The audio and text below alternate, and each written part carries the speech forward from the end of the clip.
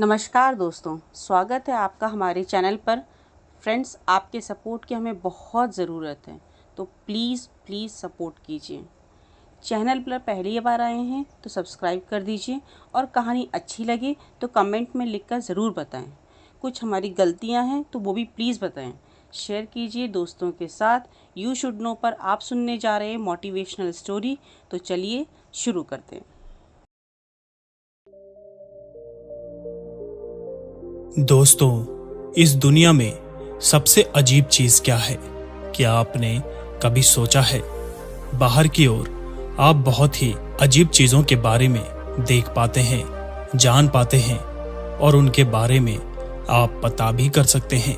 लेकिन वास्तविकता में इस दुनिया की सबसे अजीबोगरीब चीज है हमारा शरीर।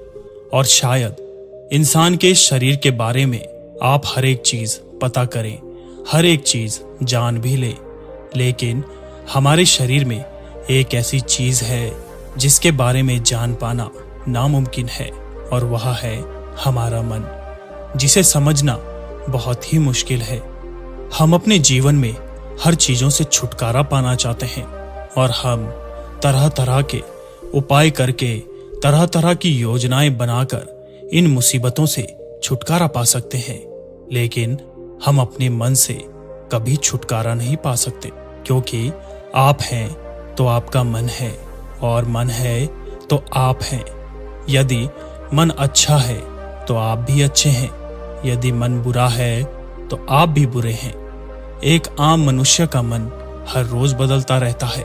इसके बदलने का कारण समय नहीं है, परिस्थितियां नहीं है, चिंता नहीं है, बल्कि उसे बदलने वाले होते हैं वो लोग जिनसे वो मिलता है, बातें करता है, जिनकी बातें देखता है, सुनता है, समझता है। वही लोग उसके मन को प्रभावित करते हैं। उनकी बातें ही उसके मन को भी प्रभावित करती है, जिस कारण मन बदलता रहता है। आपने देखा होगा, जब आप किसी नकारात्मक विचार, नकारात्मक सोच वाले लोगों के साथ रहते हैं तो आपका मन भी नकारात्मक होने लगता है। वहीं पर यदि आप सकारात्मक लोग, सकारात्मक सोच वाले इंसानों के साथ रहते हैं तो आपकी सोच, आपकी समझ, सब कुछ सकारात्मक होने लगती है। लेकिन एक सिद्ध पुरुष, एक बुद्धत्व प्राप्त मनुष्य का मन बाहर के कारणों से नहीं बदलता। जो मनुष्य बुद्धत्व को प्राप्त कर चुका है उसका मन बाहर के कारणों को ही बदल देता है। एक आम आदमी का मन और एक बुद्धत्व प्राप्त आदमी का मन एक सा ही होता है, और इसमें केवल स्थिति और प्रकृति का अंतर है। जहां पर एक आम आदमी का मन उसका निर्माण करता है, अर्थात जहां आपका निर्माण आपका मन करता है, वहीं पर बुद्ध स्वयं अपने मन का निर्माण करते हैं। चलिए इसे एक छोटी सी कहानी के माध्यम से समझते हैं। आज की जो कहानी मैं आपको सुनाने जा रहा हूं, इस कहानी के माध्यम से आप ये समझ पाएंगे कि किस तरह से मन आपका निर्माण करता है और किस तरह से आप अपने मन का निर्माण कर सकते हैं और अपने लक्ष्यों की प्राप्ति कर सकते हैं। एक समय की बात है जब महात्मा बुद्ध बालिका पर्वत पर रह रहे थे। तभी वहां महात्मा बुद्ध का एक शिष्य उनके पास आया और वह महात्मा बुद्ध को प्रणाम करके कहता है, हे बुद्ध, मैंने सभी प्रकार से अपने मन को अपने नियंत्रण में कर लिया है, उसे अपने वश में कर लिया है। अब मेरा मन मुझे भटका नहीं सकता। अब मुझे मन की ओर से कोई अनुभूति नहीं होती और ना ही अब मैं अपने मन के अधीन रहा हूं। मेरा मन पूरी तरह से मेरे नियंत्रण में है। जैसा मैं चाहता हूं, जैसा मैं सोचना चाहता हूं, जिस तरह से मैं कार्य करना चाहता हूं, मेरा मन उसमें मेरा पूरा साथ देता है। मैंने सब कुछ त्याग कर दिया है, मैंने सब कुछ छोड़ दिया है और अपने परम सत्य को पाने के लिए पूर्ण रूप से तैयार हूं। हे बुद्ध, बताइए मैं परम सत्य को कैसे प्राप्त कर सकता हूं? वह मुझे कहां मिलेगा? महात्मा बुद्ध अपने उस शिष्य की बात सुनकर मुस्कुराने लगे और उस शिष्य से कहते हैं, बंदे, तुमने क्या छोड़ा है? तुमने किस चीज का त्याग किया है? तभी वह शिष्य महात्मा बुद्ध से कहता है, हे बुद्ध, मैंने अपना परिवार छोड़ दिया है, जहां मेरे माता पिता, मेरी पत्नी और मेरे बच्चे भी थे। जब मैं यहाँ पर आया था तो मुझे मेरे परिवार की बहुत याद आती थी। मेरा मन कहता था कि मैं वापस उन्हीं के पास लौट जाऊं। मेरा मन यहाँ पर नहीं लगता था, लेकिन देखते ही देखते मैंने अपने मन को अपने वश में कर लिया है। अब मैंने इसको अपने नियंत्रण में कर लिया है। अब ना तो मुझे अपने परिवार की याद आती है और ना ही मैं उनकी यादों को लेकर बेचैन रहता हूँ। और तो और मुझे अपने घर के उन स्वादिष्ट पकवानों की याद भी नहीं आती जो मैं अपने संसारी जीवन में खाया करता था। और अब जो कुछ भी मुझे मिल जाए मैं वही भोजन ग्रहण कर लेता हूँ और उसी में मुझे आनंद भी आता है। मैं उसी में संतुष्ट हो जाता हूँ। पहले मेरी काम भोग में आसक्ति थी, लेकिन अब मेरी इच्छा इस तरफ बिल्कुल भी नहीं है। मेरे अंदर अब किसी भी प्रकार का कोई लालच नहीं है, कोई दोष नहीं है, कोई ईर्ष्या नहीं है। मेरा मन बहुत शांत है, स्थिर है और ना ही अब मेरे मन में कोई इच्छा है, ना ही कोई लालसा है। अब मेरे मन में केवल मैं ही हूं। महात्मा बुद्ध ने अपने उस शिष्य की सारी बातें ध्यानपूर्वक सुनी और उसके बाद वह अपने शिष्य से कहते हैं, भंते, ठीक है, जो कुछ भी तुम कह रहे हो वो सब सही है, इसीलिए तुम कल मेरे साथ भिक्षाटन के लिए चलोगे। वह शिष्य महात्मा बुद्ध के मुख से ये सुनकर बहुत प्रसन्न हुआ। उसने कहा, जैसा आप कहें। अगले दिन सुबह सुबह महात्मा बुद्ध और वह शिष्य दोनों भिक्षाटन के लिए आश्रम से निकल पड़े।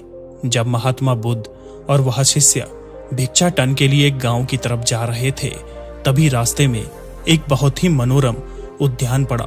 वहां बहुत असीम शांति थी।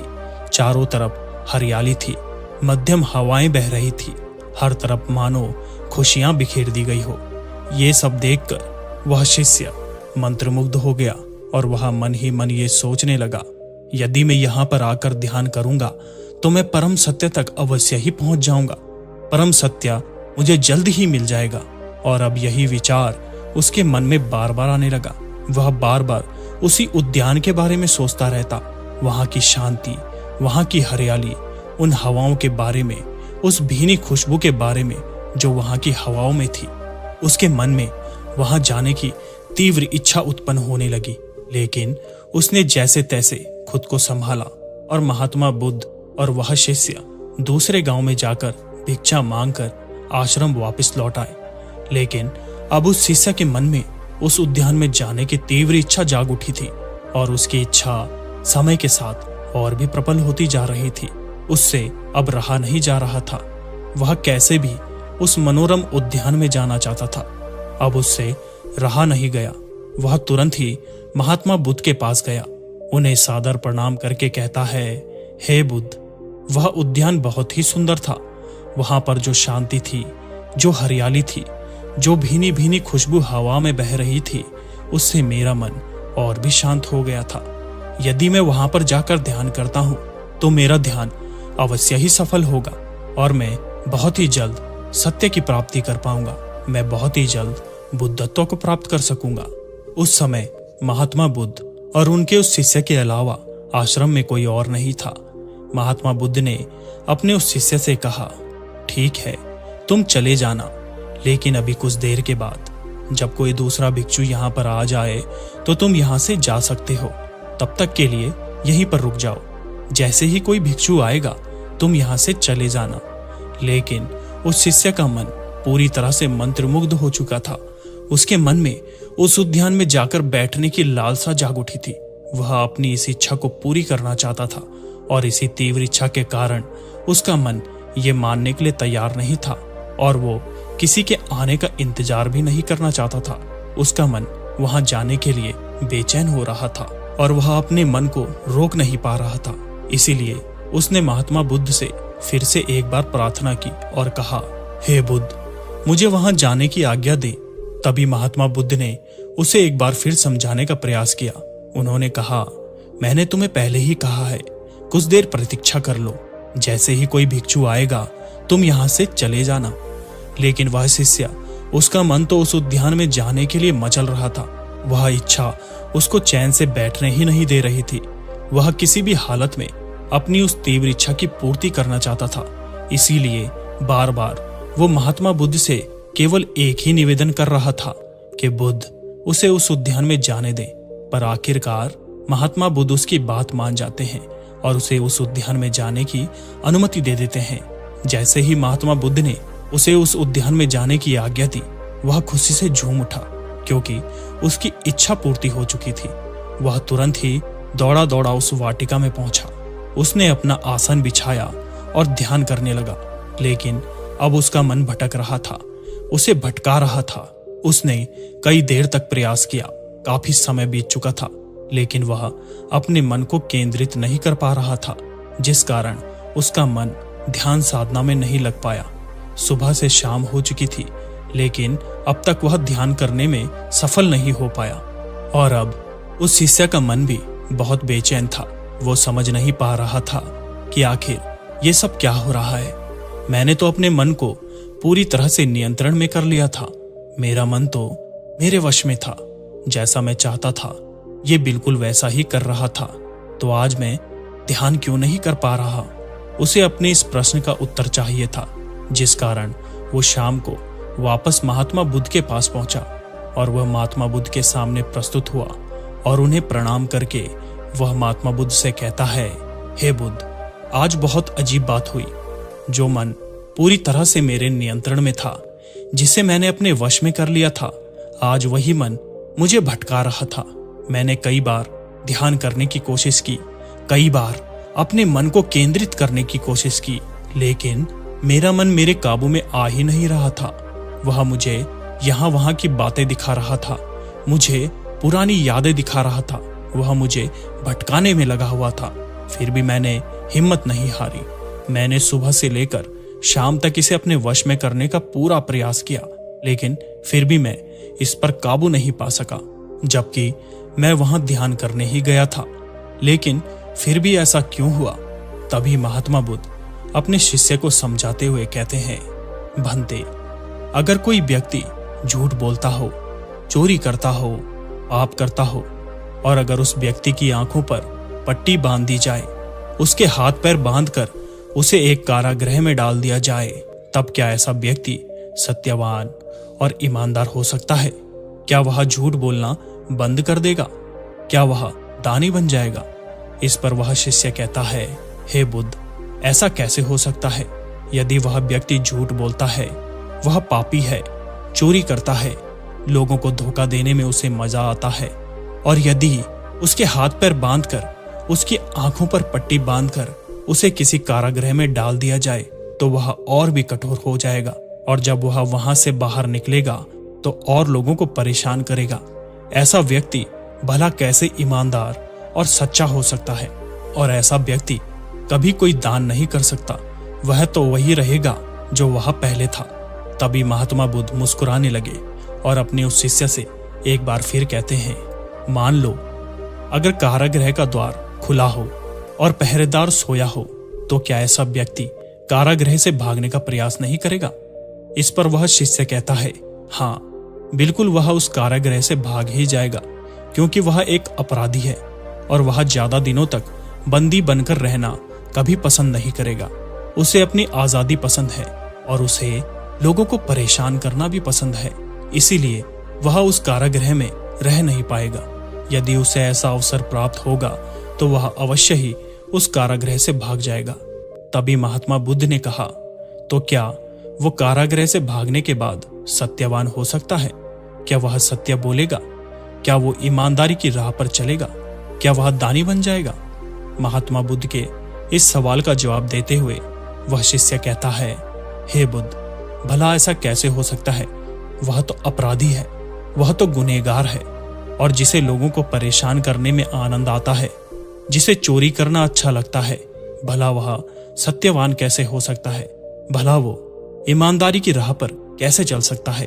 वह तो असत्य ही बोलेगा, वह लोगों को दुखी ही करेगा, लोगों को परेशान ही करेगा, क्योंकि उसे उसी में आनंद आता है। जब तक उसमें कोई परिवर्तन ना हो तब तक वह उसी गलत राह पर चलता रहेगा। तभी महात्मा बुद्ध मुस्कुराने लगे और अपने उस शिष्य से कहते हैं, भंते, जिस तरह से वह अपराधी कारागृह से भाग जाएगा, वैसे ही तुम्हारा मन भी तुम्हारे कारागृह से भाग चुका है। भला कारागृह में कौन रहना चाहता है? जब जिसे मौका मिलता है वह कारागृह से भाग ही जाता है। जब तुम उस वाटिका में ध्यान करने गए थे तो क्या तुम्हारे साथ कोई और नहीं था?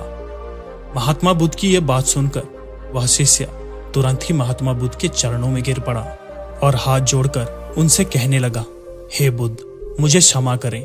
वास्तविकता में मैं तो वहां पर ध्यान करने ही गया था, लेकिन वह वाटिका मुझे किसी की याद दिला रही थी और मैं अपनी उन्हीं पुरानी यादों को दोबारा जीना चाहता था। इसी कारण मेरा मन अत्यधिक विचलित हो चुका था।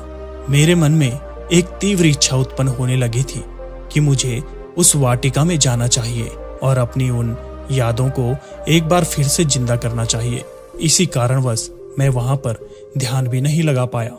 मैंने बहुत प्रयास किए, बहुत प्रयत्न किए, लेकिन मैं एक बार भी ध्यान में नहीं उतर पाया।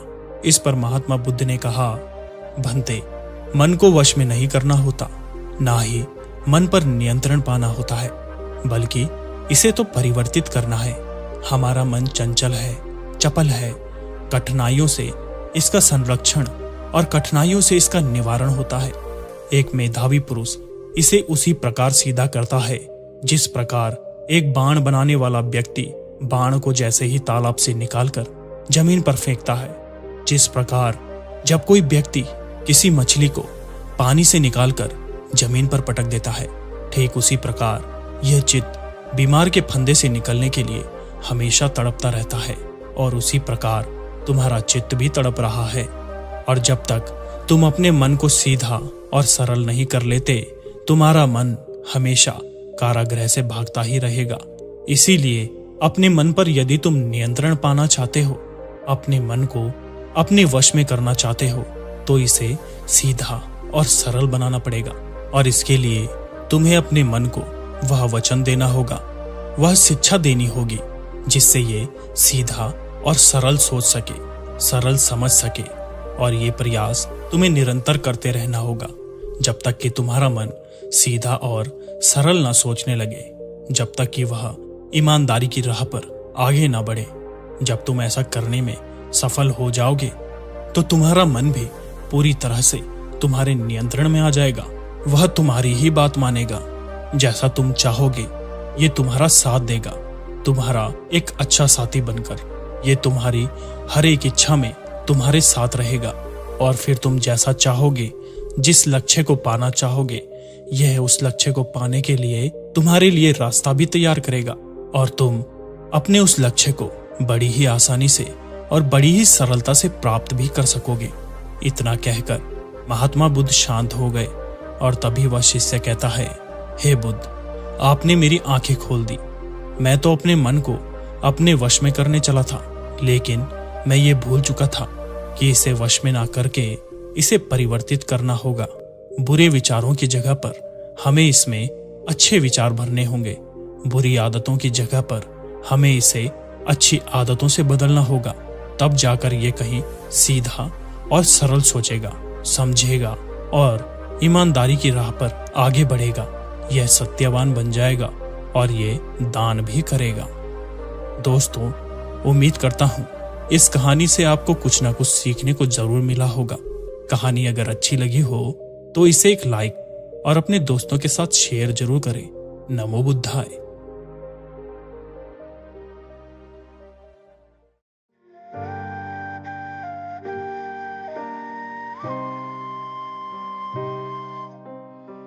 दोस्तों, हमारा मन खाली हो जाए तो हम उसमें कुछ ऐसी चीजें डाल सकते हैं, कुछ ऐसे विचार डाल सकते हैं जिससे हम अपने मन की बकबक को शांत कर सकते हैं। जो विचार का सैलाब हमारे मन में चलता रहता है, उसे हम बहुत अच्छी तरह से रोक सकते हैं।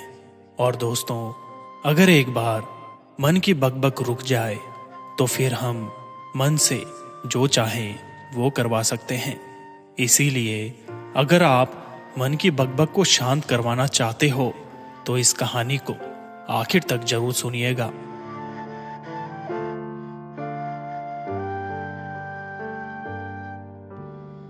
एक नगर की बात है। उस नगर में एक नौजवान युवक रहता था। उसका नाम विकास था। उसे एक समस्या थी और उसकी समस्या ये थी कि उसका मन हर समय भटकता रहता था। उसके मन में हर समय कोई ना कोई नकारात्मक विचार चलते रहते थे। उसके मन की बकबक कभी शांत नहीं होती थी। वो जब भी कुछ सोच कर करता तो कुछ अलग ही कर देता।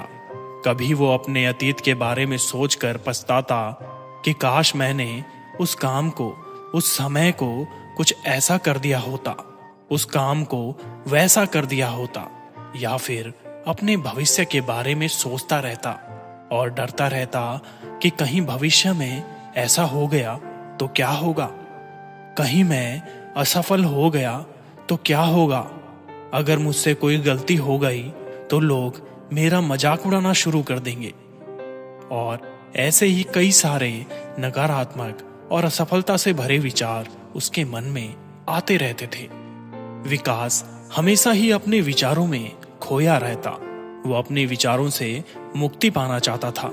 विकास चाहता था कि उसके मन में कोई भी फालतू के विचार कभी ना आए, लेकिन हर समय विचारों का सैलाब उसके मन में उठता ही रहता।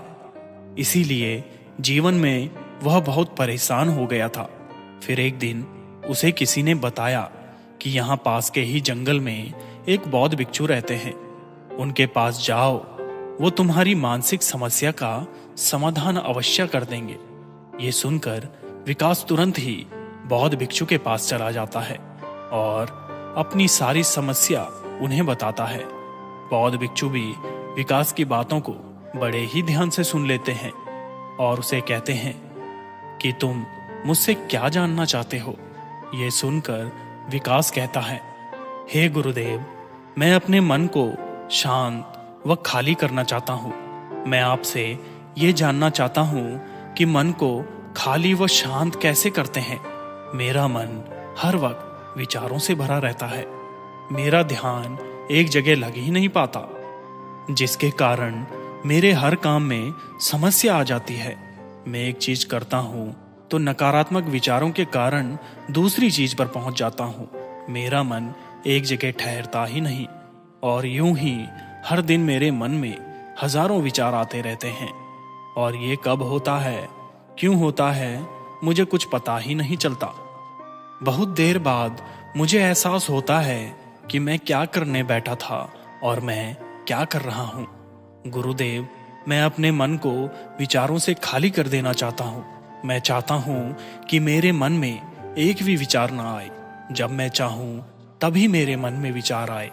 फिर बौद्ध भिक्षु ने कहा, किसी समस्या का समाधान तभी निकल जाता है जब हम उस समस्या की जड़ तक पहुंच जाते हैं, समस्या को ठीक से समझते हैं और जानते हैं।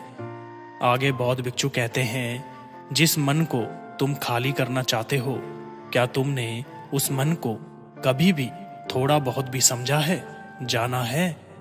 ये सुनकर विकास ने कहा कि महाराज, मैंने अपने मन को जानने की बहुत कोशिश की, लेकिन मैं जितना इसके बारे में जानता हूँ, मेरा मन उतना ही रहस्यमय हो जाता है।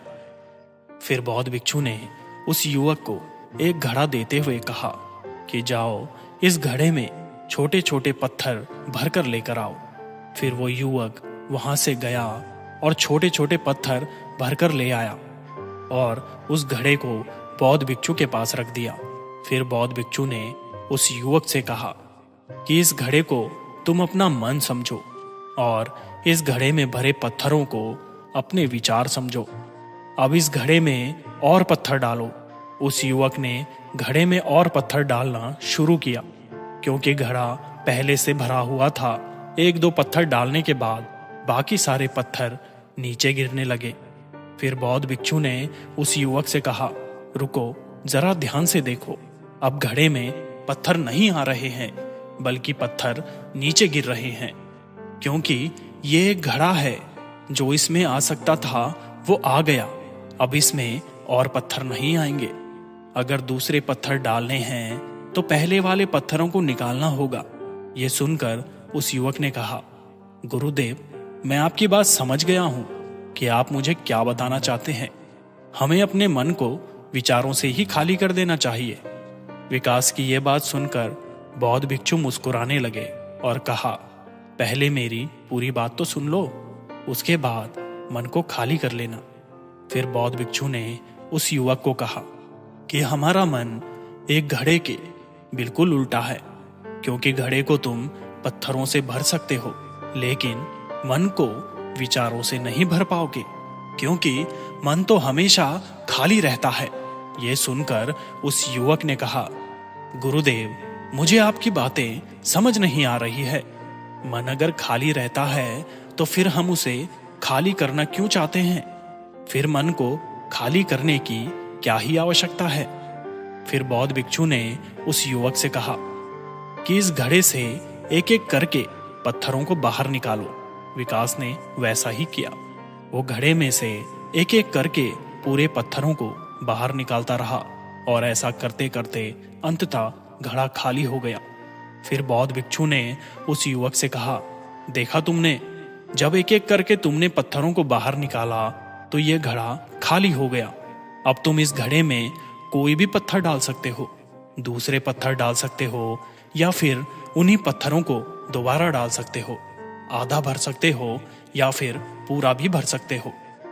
फिर वह युवक कहता है, गुरुदेव, मैं भी तो यही कह रहा हूं कि मुझे अपने मन को खाली करना है। यह तो एक पत्थर है जिसे आसानी से निकाला जा सकता है और घड़े को खाली किया जा सकता है, लेकिन गुरुदेव, मैं अपने मन को खाली कैसे करूं? फिर बौद्ध भिक्षु ने कहा, इस घड़े में एक पत्थर डालो और फिर 2 पत्थर निकालो। ये सुनकर उस युवक ने कहा, गुरुदेव, ये कैसे हो सकता है? जब इस घड़े में एक पत्थर होगा तो एक ही पत्थर निकलेगा, 2 कैसे निकलेंगे? फिर बौद्ध भिक्षु ने युवक से कहा, ऐसा नहीं हो सकता है, तो तुम एक काम करो, इस घड़े में 2 पत्थर डालो और 4 निकालो। विकास ने कहा, महाराज, ऐसा कैसे हो सकता है? ये कोई चमत्कारिक घड़ा तो है नहीं कि एक डालो तो 2 निकल आएंगे, 2 डालो तो 4 निकल आएंगे। ये सुनकर बौद्ध भिक्षु ने कहा, यह घड़ा तो चमत्कारिक नहीं है, लेकिन तुम्हारा मन तो चमत्कारिक है। उसमें से अगर तुम एक विचार बाहर निकालते हो तो उसके साथ 2 विचार आते हैं, और जब तुम उन 2 विचारों को पकड़ते हो तो उसके साथ 4 विचार निकलते हैं, और फिर ऐसा करते करते विचारों की एक लंबी श्रृंखला बन जाती है, और फिर तुम कहीं नहीं रुकते, एक के बाद एक विचारों को पकड़ते जाते हो। ये मिट्टी का घड़ा तो पत्थरों से भर जाएगा, लेकिन तुम्हारा मन कभी नहीं भरता, वो हमेशा खाली रहता है। लेकिन वो खाली नहीं करता। ये इस मन की माया है कि सब कुछ है लेकिन फिर भी कुछ नहीं। फिर उस युवक ने कहा, गुरुदेव, मैं आपकी बात समझ रहा हूं, लेकिन क्या मैं हमेशा अपने विचारों के जाल में ही फंसा रहूंगा? क्या मन के इस माया जाल से निकलने का कोई रास्ता नहीं है? फिर बौद्ध भिक्षु ने कहा, इस मिट्टी के घड़े में आधे पत्थर भर दो। फिर उस युवक ने ऐसा ही किया। फिर बौद्ध भिक्षु ने कहा, अब इन पत्थरों में से कोई एक पत्थर चुनो और उस पत्थर की एक छोटी सी मूर्ति बनाकर मुझे दे दो। मैं जानता हूं कि तुम एक अच्छे कलाकार हो। विकास ने एक पत्थर निकाला और उस पत्थर को बौद्ध भिक्षु के सामने ही तराशने लगा। पत्थर को तराशते वक्त उसे लगा कि यह पत्थर अच्छा नहीं है। फिर उसने दूसरा पत्थर घड़े से निकाला, लेकिन उसे वह पत्थर भी पसंद नहीं आया। फिर उसने तीसरा पत्थर निकाला, लेकिन वह तीसरा पत्थर भी उसे पसंद नहीं आया। उसका रंग अच्छा नहीं था। ऐसा करते करते उस युवक ने सारे ही पत्थरों को बाहर निकाल दिया। उस युवक को ऐसा करते हुए बौद्ध भिक्षु बड़े ही ध्यान से देख रहे थे। फिर बौद्ध भिक्षु ने उस युवक से कहा कि जो तुमने सबसे पहले पत्थर निकाला था, उस पत्थर को ये समझकर तराशो कि इसके बाद तुम्हारे पास कोई और पत्थर नहीं है और ये एक ही पत्थर तुम्हारे पास है। फिर उस युवक ने जैसा गुरुदेव ने कहा उसी एक पत्थर को लेकर तराशना शुरू किया और उसने उस पत्थर से एक बहुत ही सुंदर मूर्ति बनाई और बौद्ध भिक्षु को भेंट की और बौद्ध भिक्षु से कहा, गुरुदेव, इस पत्थर से इतनी सुंदर मूर्ति बन सकती थी, मैं ये सोच भी नहीं सकता था। उस युवक की बात सुनकर बौद्ध भिक्षु ने कहा कि जब तुम्हारे पास और कोई दूसरा विकल्प नहीं होता, तब हम उस विकल्प में ही संपूर्ण ऊर्जा लगाते हैं और उसी को सबसे बेहतर बनाते हैं। और जब हमारे पास कई सारे विकल्प होते हैं तो हम पत्थर चुनते भी नहीं और मूर्ति बनती भी नहीं। हमारा मन भी एक विचार के पीछे हजारों विकल्प खोलकर रख देता है और एक मुख्य विचार को छोड़कर उन हजारों फालतू के विचारों में उलझकर हम रह जाते हैं। फिर उस युवक ने कहा, गुरुदेव, मैं आपकी बातों को बहुत ही अच्छे से समझ गया हूँ, लेकिन अब मुझे क्या करना चाहिए? कृपया आप मेरा मार्गदर्शन करें। बौद्ध भिक्षु ने उस युवक से कहा कि मन को खाली करना, साफ करना 1-2 दिन का काम नहीं है, ये बहुत ही लंबी प्रक्रिया है। तो क्या तुम इसके लिए तैयार हो? वो युवक कहता है, जी गुरुदेव, तैयार हूं, चाहे कितनी भी लंबी प्रक्रिया क्यों ना हो। फिर बौद्ध भिक्षु ने उस युवक से कहा कि मन को खाली व नकारात्मक विचारों से दूर रखने के 6 तरीके हैं। आओ उन्हें एक एक करके समझते हैं। पहला तरीका है कि ऐसे लोगों का साथ छोड़ दो जो तुम्हें कमजोर, पिछड़ा हुआ, लक्ष्यहीन महसूस कराएं। अक्सर हमारे आसपास ऐसे लोग होते ही हैं जो हमसे पद और धन में ऊपर होते हैं और इसी पद और धन के घमंड में वो अपने से नीचे लोगों को कुछ भी नहीं समझते। इसीलिए ऐसे लोगों के पास रहना ही नहीं चाहिए। और ऐसे लोग अपने से छोटे लोगों को हमेशा यही महसूस कराते हैं कि आप कितने छोटे हैं और इसीलिए वो छोटे लोग अपने जीवन में कुछ बड़ा हासिल कर ही नहीं सकते। इसके अलावा कई बार हमारे मित्र और घर परिवार के सदस्य भी ऐसे होते हैं जो अक्सर हमें छोटा महसूस कराते हैं, हमें नीचा दिखाने की कोशिश करते हैं, लोगों के सामने हमारा मजाक बनाते हैं। तो ऐसे लोगों से जितना दूर हो सके उतना दूर रहो।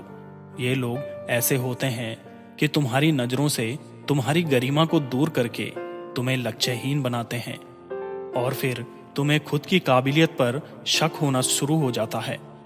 तुम्हारे अंदर खुद के प्रति नकारात्मक भावनाएं आ जाती है और ये नकारात्मक विचार तुम्हें मानसिक तनाव और चिंता की ओर ले जाते हैं। फिर बौद्ध भिक्षु दूसरा तरीका बताते हुए कहते हैं कि तुम बहुत ही कम और चुनिंदा लोगों को ही अपना मित्र बनाओ। ऐसे लोगों को ही अपना मित्र बनाओ जिससे तुम कुछ सीख सकते हो, जिनकी तुम इज्जत कर सकते हो, जो तुम्हारी भावनाओं को समझ सके, जिनकी सोच तुमसे मेल खाती हो, जो जीवन में तुम्हें आगे बढ़ने में सहायता करें। हमारे जीवन और चरित्र में हमारे माँ बाप के बाद हमारे मित्रों का ही सबसे ज्यादा योगदान होता है। इसीलिए मित्रों का सही होना भी बहुत आवश्यक है। ऐसा कहा भी जाता है, तुम उन 5 लोगों का प्रतिबिंब हो जिनके साथ तुम सबसे ज्यादा वक्त बिताते हो। अगर तुम्हारे आसपास के 5 लोग जिनके साथ तुम सबसे ज्यादा वक्त बिताते हो, अगर वो ईमानदार हैं, तो तुम भी धीरे धीरे ईमानदार होना शुरू कर दोगे। और अगर वो 5 लोग अमीर है, तो तुम भी धीरे धीरे अमीर बनना शुरू कर दोगे। कहने का अर्थ यही है कि तुम वैसा ही बन जाते हो जिस तरह के लोगों के साथ तुम अपना समय व्यतीत करते हो। किसी महान दार्शनिक ने कहा था कि तुम मुझे किसी भी इंसान के मित्रों से मिलवा दो, मैं उसके मित्रों को देखकर उस इंसान का भविष्य बता दूंगा। हमारी सबसे बड़ी समस्या यही है कि हम लोगों को ना नहीं बोल पाते। जिन लोगों के साथ हम रहना पसंद भी नहीं करते, ना चाहते हुए भी हमें उन नकारात्मक लोगों के साथ वक्त बिताना पड़ता है। इसीलिए सबसे पहले हमें अपनी जिंदगी में उन लोगों को ना कहना आना चाहिए जिनके साथ रहकर हमें लगता है कि ये हमारी जिंदगी खराब कर रहे हैं। अगर ये हमारी जिंदगी में ना हो तो शायद हम ज्यादा खुश रहेंगे। बौद्ध भिक्षु आगे कहते हैं, तीसरा तरीका है कि तुम कभी भी अपना अतीत नहीं बदल सकते, लेकिन तुम अपना भविष्य जरूर बदल सकते हो। इसीलिए तुम पूरी तरह से वर्तमान में रहते हुए उन चीजों पर, उन कामों पर ध्यान दो जो तुम्हारे नियंत्रण में है, जिन्हें तुम आज कर सकते हो, अभी कर सकते हो। बौद्ध भिक्षु कहते हैं, मेरी एक बात हमेशा याद रखना, केवल वर्तमान में रहकर भविष्य को संवारा जा सकता है, अतीत में रहकर नहीं। इसीलिए वर्तमान में जीने की आदत डालो। चौथा तरीका है कि तुम स्वस्थ और पौष्टिक खाना खाओ। हमारा शरीर ऊर्जा से चलता है और हम जैसा भोजन करेंगे वैसी ही ऊर्जा हमारे शरीर को मिलेगी। अगर हमारा शरीर स्वस्थ नहीं रहेगा तो हमारा मन स्वस्थ कैसे रह सकता है? जब शरीर कमजोर व बीमार रहता है तो मन में कई तरह के नकारात्मक विचार आते हैं और स्वस्थ शरीर में स्वस्थ दिमाग का वास होता है। इसीलिए शरीर को स्वस्थ व मजबूत रखना हमारी जिम्मेदारी है। आगे बौद्ध भिक्षु कहते हैं कि पांचवा तरीका यह है कि रोज ध्यान करो। ध्यान करने का सबसे उपयुक्त समय सुबह या फिर रात को सोने से पहले का होता है। लेकिन अगर तुम्हें ध्यान में गहरा जाना है तो सबसे उपयुक्त समय रात का ही होता है। रात में सोने से पहले ध्यान करने से नींद में भी सुधार होता है और बहुत गहरी नींद आती है।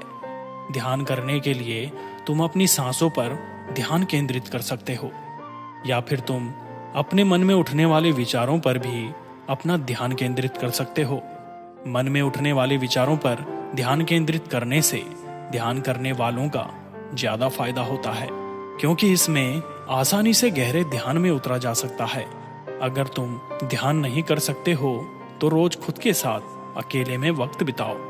खुद के व्यवहार को समझो, देखने की कोशिश करो कि मन में किस तरह के विचार उठ रहे हैं और क्यों उठ रहे हैं। बौद्ध भिक्षु आगे बताते हुए कहते हैं, छठा तरीका है कि तुम नई नई जगह घूमने जा सकते हो, क्योंकि एक पुरानी कहावत है कि एक लंबी यात्रा आपको 100 किताबों के बराबर ज्ञान दे सकती है। गौतम बुद्ध अपने जीवन काल में 9 महीने लगातार घूम रहे थे। उनके भ्रमण करने का यही कारण था कि नई नई जगह जाने से ज्ञान की प्राप्ति के साथ साथ मन को एक नयापन भी प्राप्त होता है। नई जगह घूमने जाने पर हमारा मन उत्साहित रहता है। फिर बौद्ध भिक्षु कहते हैं, मन के जाल में कभी मत फंसो, मन को खाली करने की कोशिश मत करो। जीवन में ध्यान करना सीखो, अपने ध्यान को केंद्रित करो, अपने ध्यान में एकाग्रता लाओ और जीवन में जो कर रहे हो उसे पूरी मेहनत के साथ अंतिम समझकर करो। उस काम को ऐसे करो कि उसके बाद तुम्हें कुछ और नहीं करना है, और जब फिर दूसरे विचार पर कार्य करो तो बस उसी पर कार्य करो, किसी तीसरे विचार पर नहीं। मन के माया जाल से निकलना इतना आसान नहीं है, लेकिन ध्यान करने से सब कुछ पाया जा सकता है। दोस्तों, आशा करते हैं आज की इस कहानी से आपने जरूर कुछ ना कुछ मूल्यवान सीखा होगा। कहानी अच्छी लगी हो तो वीडियो को एक लाइक और चैनल को सब्सक्राइब जरूर कर दीजिएगा। मिलते हैं अगली वीडियो में, तब तक के लिए नमो बुद्धाय।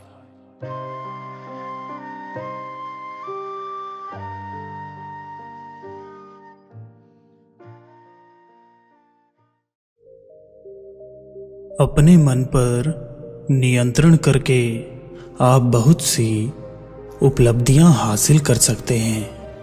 यदि आप ऐसा कोई कार्य कर रहे हैं जो आपके लिए बहुत ही ज़रूरी है, लेकिन उस कार्य को करते करते आपका मन उस कार्य में नहीं लगकर कहीं और भटकने लग जाए, तो आप वह कार्य ठीक से नहीं कर पाते और समय पर पूरा भी नहीं कर पाते। मन को काबू करना बहुत मुश्किल है या तो बहुत आसान है। यह तो आपकी काबिलियत पर निर्भर करता है। मन बहुत चंचल है। यह एक छोटे बच्चे की तरह होता है। यदि आप इसको काबू करने के लिए अपना पूरा जोर लगाएंगे तो यह और ज़्यादा शैतानी करने लगेगा। यदि आप इसको थोड़ा ढीला छोड़कर और समझदारी से समझा बुझाकर शांत करना चाहेंगे तो वह अवश्य ही शांत होगा। यदि आपसे कोई बात करके आपको कोई कुछ समझाएगा तो वह आपको देर से समझ आएगा। यदि अगर उस बात को किसी कहानी में परिवर्तित करके आप खुद ब खुद सुनोगे तो आपके जहन में वह बात अच्छे से बैठ जाएगी। इसलिए हम आपको मन को काबू करने के संदर्भ में एक कहानी सुना रहे हैं। पुराने चीन की एक घटना है। पुराने चीन में एक व्यक्ति रहता था जो सन्यासी हो जाना चाहता था, बस खो जाना चाहता था। एक दिन वह अपने गुरु के पास गया। गुरु के सामने सन्यासी होने की इच्छा जताई।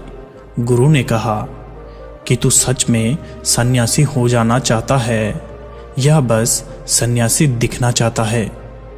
उस व्यक्ति ने कहा कि जब सन्यासी ही होने आया हूं तो दिखने का क्या करूंगा, मैं तो सन्यासी ही होना चाहता हूं।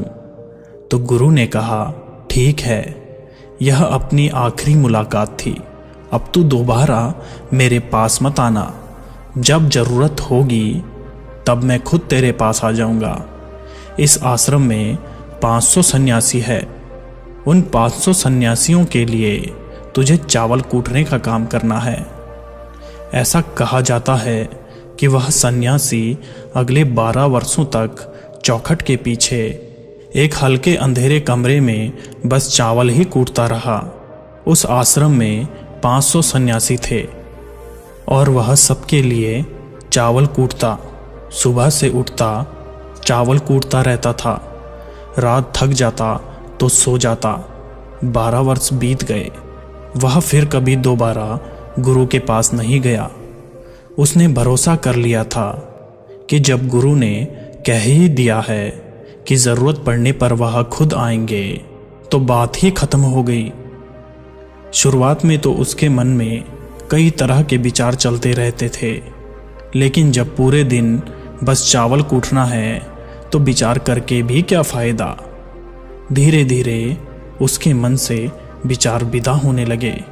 वह बस सुबह उठने से लेकर रात सोने तक चावल ही कूटता रहता।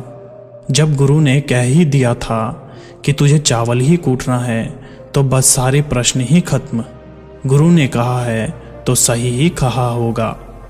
12 वर्षों तक चावल कूटते कूटते उसके मन में विचार आने ही बंद हो गए। मन एकदम शांत और खाली हो गया। ना कोई विचार, ना कोई उलझन, ना कोई अड़चन। उसका बस सीधा सा काम था, सुबह उठना, चावल कूटना, रात होते सो जाना। पिछले 12 वर्षों से यही उसकी दिनचर्या बन चुकी थी। विचार मुक्त होकर वह बस अपना काम करता रहता। 12 साल बीत जाने के बाद गुरु ने घोषणा की कि मेरे जाने का समय आ चुका है।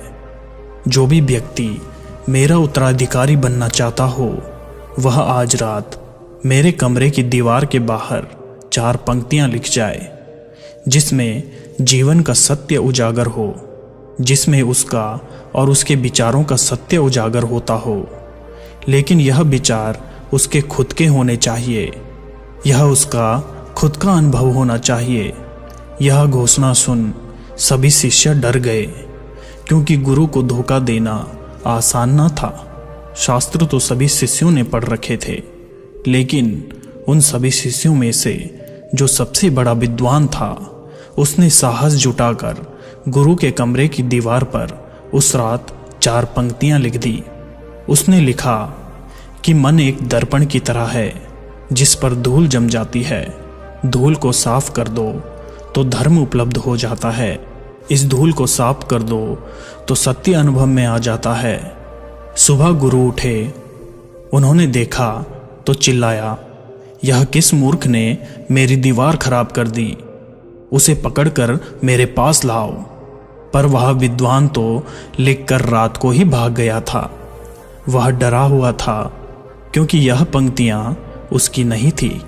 उसने एक बड़े शास्त्र से इन पंक्तियों को चोरी किया था। उसमें उसका खुद का कोई अनुभव नहीं था। शब्द अच्छे तो थे, लेकिन उनमें प्राण नहीं थे। वह जाते समय अपने आश्रम के मित्रों से कह गया था कि अगर सुबह गुरु कहे कि वह क्या बात कही तो मुझे खबर कर देना, लेकिन अगर गुरु पढ़कर क्रोधित हो जाए तो मेरा पता मत बताना।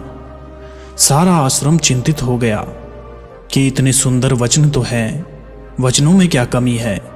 मन दर्पण की तरह ही तो है, जिसमें शब्दों की, विचारों की, अनुभवों की धूल जम जाती है। बस इतनी सी बात तो है, साफ कर दो दर्पण तो सत्य का प्रतिबिंब फिर बन जाता है। लोगों ने कहा, उस सन्यासी ने बात तो बिल्कुल ही ठीक लिखी है, लेकिन गुरु जरा जरूरत से ज्यादा ही कठोर हैं। और अब देखते हैं इससे ऊंची बात गुरु कहां से लेकर आएंगे। ऐसी ही बातें पूरे आश्रम में चल रही थी। इस एक बात को लेकर पूरा आश्रम गर्म था। ऐसे ही 4 सन्यासी यह बात करते हुए उस चावल कूटने वाले के पास से जा रहे थे। उसने भी उन चारों की बात सुनी। उनकी बात सुनकर वह हंसने लगा। उनमें से एक ने कहा, तुम हंस क्यों रहे हो, क्या बात है? उसने कहा, गुरु ठीक ही तो कह रहे हैं। किस नासमझ ने यह लिखा? यह सुनकर चारों सन्यासी चौंक गए और बोले, तू पिछले 12 वर्षों से चावल ही कूटता रहा है और हम शास्त्रों पर सर पटक पटक के मर गए, तो अब तू बताएगा कि क्या सही है और क्या गलत? उसमें से एक ने कहा, तो क्या तू लिख सकता है इससे बेहतर कोई वचन? उसने कहा, पिछले 12 वर्षों से चावल कूटते कूटते लिखना तो मैं भूल ही गया हूँ, लेकिन बोल सकता हूँ अगर कोई लिख दे तो। लेकिन एक बात याद रहे, उत्तराधिकारी बनने की मेरी कोई इच्छा नहीं है। अगर इस लिखने की वजह से मुझे उत्तराधिकारी बनना पड़े तो मैंने कान पकड़े, मुझे लिखवाना ही नहीं है। फिर उन चारों ने कहा, अरे तू बोल, हम लिख देते हैं। उसने लिखवाया, कहा लिख दो जाकर, कैसा दर्पण कैसी धूल, ना कोई दर्पण ना कोई धूल, जो इसे जान लेता है धर्म को उपलब्ध हो जाता है, सत्य को उपलब्ध हो जाता है। आधी रात को गुरु उस चावल कूटने वाले के पास गए और कहा, अब तू यहां से भाग जा, वरना यह 500 तुझे मार डालेंगे। यह मेरा चोगा ले, तू मेरा उत्तराधिकारी बनना चाहे या ना बनना चाहे, इससे कोई फर्क नहीं पड़ता। तू मेरा उत्तराधिकारी है, मैंने तुझे ही अपना उत्तराधिकारी मान लिया। लेकिन अब तू इस आश्रम से भाग जा, क्योंकि यह तुझे जीने नहीं देंगे। यह सब बर्दाश्त नहीं कर पाएंगे कि चावल कूटने वाला सत्य को उपलब्ध हो गया, आत्मज्ञान को उपलब्ध हो गया और यह शस्त्रों पर सर पीटते रह गए। इसलिए तू यहां से चला जा। विचार मुक्त होने के संदर्भ में एक बार गौतम बुद्ध ने भी अपने एक शिष्य मौलिक पुत्र से कहा था कि जिस दिन तुम्हारे दिमाग में विचार उठने बंद हो जाएंगे, उस दिन तुम सत्य का अनुभव करोगे, तुम खुद को, इस ब्रह्मांड को समझ पाओगे। और यही बुद्धित्व प्राप्ति का पहला कदम है। मन के विचारों को शांत करने का एक तरीका जो बौद्ध ग्रंथों में बताया गया है, वह है खुद के विचारों पर ध्यान देना।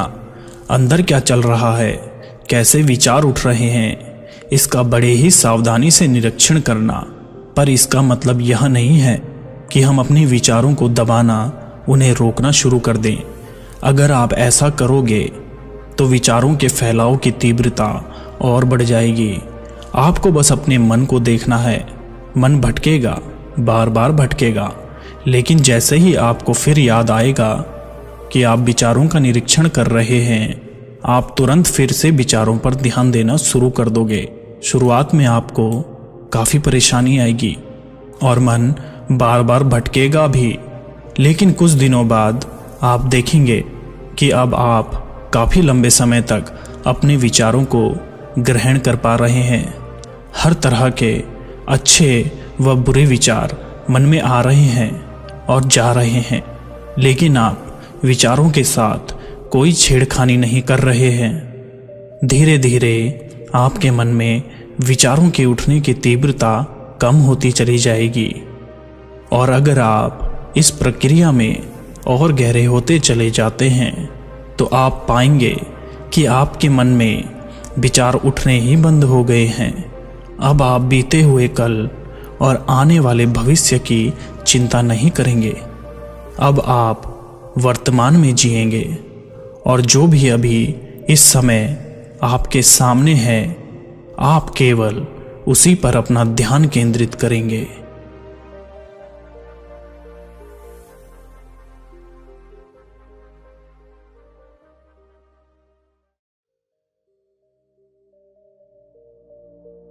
दोस्तों, आप में से कई लोगों को यह शिकायत जरूर होगी कि आपका मन एक जगह नहीं ठहरता, हर वक्त भटकता रहता है, आपको परेशान करता रहता है। आप अगर किसी कार्य को करने जाएं तो मन उस कार्य में भी नहीं लगता। लेकिन मन का भटकना, परेशान करना एक आम बात है जो कि हर एक व्यक्ति के साथ होता है। जब गौतम बुद्ध जैसे सिद्ध पुरुष को भी उनके मन ने परेशान करना नहीं छोड़ा तो आप किस खेत की मूली हैं? गौतम बुद्ध की तपस्या तोड़ने के लिए उनके मन ने क्या क्या हथकंडे अपनाए, आइए जानते हैं आज की इस कहानी से। वीडियो में अंत तक बने रहें और चैनल को सब्सक्राइब कर लें। गौतम बुद्ध ने 6 वर्ष की तपस्या करी। जो करने योग्य था वह सब करा, जो भी किया जा सकता था वह सब किया, कोई कार्य अधूरा नहीं छोड़ा। जिस गुरु ने जो भी बता दिया उसे समग्र मन भाव से किया, रत्ती भर भी अपने आप को नहीं बचाया। लोगों की आदत होती है कि वह किसी कार्य को करते तो है परंतु अपने आप को पूरी तरह से उस कार्य में लगा नहीं पाते। परंतु बुद्ध ने सब तरह से अपने आप को दांव पर लगा दिया था। जीवन में सफलता मांगने से नहीं मिलती, जीवन में सफलता मिलती है कीमत से। आपको बदले में उतना ही मिलता है जितना आप देने की क्षमता रखते हैं। अगर आप सब कुछ दांव पर लगाने के लिए तैयार हैं तो आपको सब कुछ मिलने की संभावना भी है। गौतम बुद्ध अपना सब कुछ दांव पर लगा चुके थे। वे अपने संकल्प के शिखर पर पहुंच चुके थे। जब कोई व्यक्ति अपने संकल्प के शिखर पर पहुंच जाता है तो मन अपना आखिरी दांव चलता है और यह मन का स्वभाव होता है। इसमें मन को अच्छा या बुरा समझने की कोई आवश्यकता नहीं है। यह बिल्कुल ऐसा है जैसे आग जलाती है। हम आग को अच्छा या बुरा नहीं कहते। हम अग्नि का लाभ उठा सकते हैं और उससे विनाश भी कर सकते हैं। गौतम बुद्ध अपने संकल्प के शिखर पर थे तो मन अपने आखिरी हमले करता है। जिस मन के साथ बुद्ध वर्षों रहे वह मन इतनी आसानी से बुद्ध को कैसे छोड़ सकता था? गौतम बुद्ध अपने संकल्प के शिखर पर पहुंच चुके थे। वह आत्मज्ञान से थोड़ी ही दूर थे। उस समय मार, जो कि मन का ही एक रूप है, बुद्ध पर हमला करता है, बुद्ध को डराता है। बुद्ध उस वृक्ष के नीचे बैठे हुए हैं। बुद्ध की आंखें बंद है परंतु बुद्ध को ऐसा लगता है कि सामने से एक व्यक्ति आ रहा है जो कि उन्हें मारना चाहता है।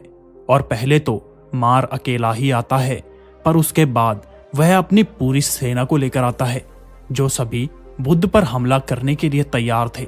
सबके हाथों में हथियार थे और सभी के चेहरे बहुत ही डरावने थे। वह सभी बुद्ध को मारने का प्रयास करते हैं परंतु मृत्यु का भय उसे ही होता है जिसने जीवन को पकड़ा होता है। और मैं आपको पहले ही बता चुका हूं कि बुद्ध अपना सब कुछ दांव पर लगा चुके थे।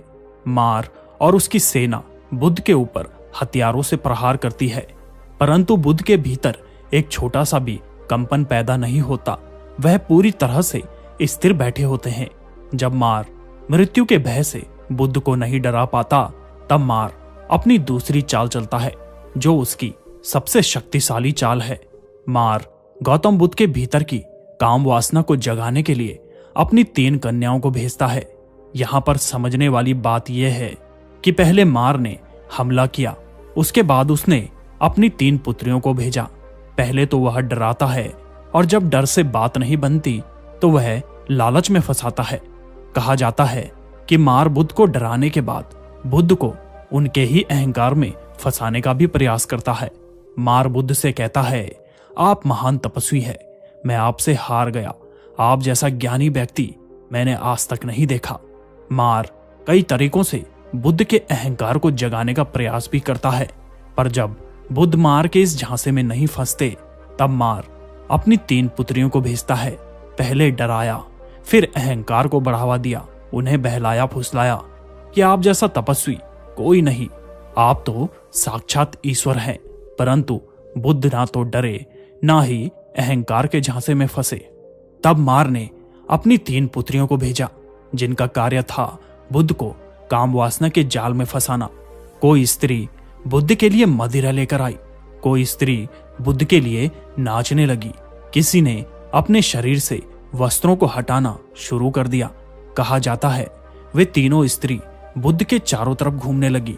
कोई बुद्ध को छुए, कोई बुद्ध को छेड़े, कोई बुद्ध के शरीर पर लेटना चाहे, परंतु बुद्ध जानते थे कि यह सब उनके भीतर हो रहा है, इसका वास्तविकता से कोई संबंध नहीं है। बुद्ध ना हिले ना डुले, ना उनके भीतर भय पैदा हुआ, ना ही उन्होंने इनकार किया और ना ही स्वीकार। वे बस साक्षी भाव के साथ बैठे रहे, जो हो रहा था उसे देखते रहे। यही सूत्र है। ध्यान में इसी तरह से बैठा जाता है, ना चिंता, ना डर, ना क्रोध, ना अहंकार। बुद्ध पूरी तरह से जागरूक होकर बैठे थे, पूरी तरह से साक्षी होकर बैठे थे। वे तीनों कन्याएं अपने अपने प्रयास में लगी हुई थी। कोई कन्या बुद्ध के शरीर पर अपना हाथ फेरे, कोई कन्या अपने नग्न शरीर को लेकर बुद्ध के शरीर पर लेटना चाहे, परंतु बुद्ध इतना सब कुछ होते हुए भी पूरी तरह से जागरूक थे। तीनों अप्सराएं थी, इतना सुंदर रूप कि कोई भी देखकर मोहित हो जाए, परंतु बुद्ध पूरी तरह से जागरूक थे। कहा जाता है कि बुद्ध ना तो मोह में, ना क्रोध में और ना ही अहंकार में फंसे। एक संसारी को फंसाता है उसका मोह, और एक सन्यासी को फंसाता है उसका क्रोध और अहंकार। बुद्ध ना तो मोह के जाल में फंसे थे, ना क्रोध के जाल में फंसे थे, ना डर के जाल में फंसे थे और ना ही अहंकार के जाल में फंसे थे। गौतम बुद्ध की उस क्षण में कोई अपेक्षा नहीं थी। यह भी अपेक्षा नहीं थी कि वह स्त्रियां उस समय उनके पास नहीं होनी चाहिए। यह एक बहुत बड़ा सूत्र है। जीवन में हम कभी कभी उन चीजों का विरोध करते हैं जो हमारे जीवन में होती है और जिन्हें हटाने का हमारे पास कोई तरीका नहीं होता, और हम उन चीजों के कारण रोते रहते हैं। बुद्ध ने एक बार भी शिकायत नहीं करी कि मैंने इतने दिन ध्यान किया, यह मार मुझसे युद्ध करने क्यों आ रहा है, ये सुंदर स्त्रियां मेरे मन को मोहित करने क्यों आ रही है। बुद्ध बस एकाग्र और शांत बैठे थे। सूत्र यही है कि जो व्यक्ति शिकायतें करता है उसे अपने जीवन में असफलता का सामना जरूर करना पड़ता है। बुद्ध ना तो डरे, ना क्रोधित हुए और ना ही मोहित हुए। बुद्ध ने उन तीनों अप्सराओं से कहा, हटो पागलो, क्यों व्यर्थ का प्रयत्न कर रही हो। बुद्ध के इन शब्दों में करुणा थी, दया थी। बुद्ध देख रहे थे कि वे स्त्रियां थक रही है, परेशान हो रही है, इसीलिए बुद्ध कहते हैं, हटो पागलो, क्यों व्यर्थ का प्रयत्न कर रही हो और परेशान हो रही हो। यहां हड्डी मांस मज्जा सब कुछ सूख गया है। तुम किसके लिए यह प्रयत्न कर रही हो? तुम किसको रिझाना चाहती हो? जिसे तुम रिझा सकती थी वह तो जा चुका है।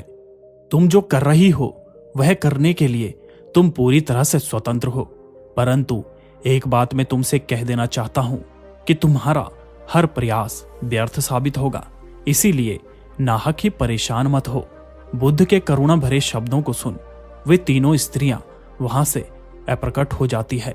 जहां करुणा होती है, जहां दया होती है, वहां काम वासना नहीं हो सकती। यह घटना उसी रात की होती है जिस रात बुद्ध को आत्मज्ञान प्राप्त होता है। ध्यान का सबसे बड़ा सूत्र यही है कि साक्षी भाव की डोर को पकड़े रहना और निरंतर प्रयास करते रहना। एक बात और समझिए, बुद्ध का जो आचरण था वह उन्होंने जबरदस्ती नहीं बनाया था।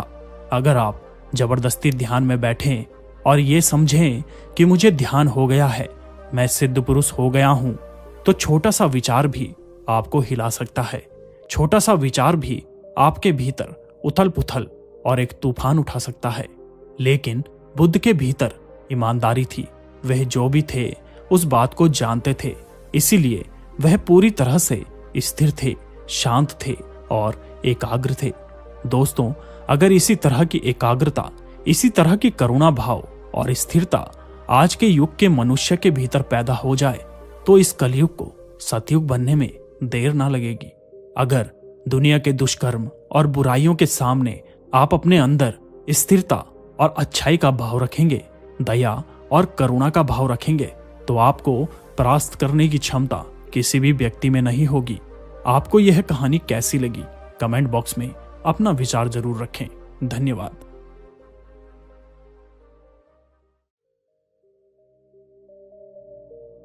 ठहर जाओ, थम जाओ। नाना प्रकार के ध्यान करने के बाद भी मन शांत नहीं हुआ ना? ध्यान की गहराइयों को छुआ? ध्यान से कुछ आनंद पैदा हुआ? नहीं। और जब ध्यान करके भी आनंद पैदा नहीं होता तो हम सोच लेते हैं कि ध्यान तो मिथ्या है, ध्यान में कुछ नहीं है, ध्यान से कुछ हासिल नहीं होता। लेकिन इतने महापुरुषों ने ध्यान की व्याख्या की है, ध्यान के बारे में लोगों को ज्ञान दिया है और बताया है कि जीवन के सत्य को जान पाने का एकमात्र रास्ता ध्यान है।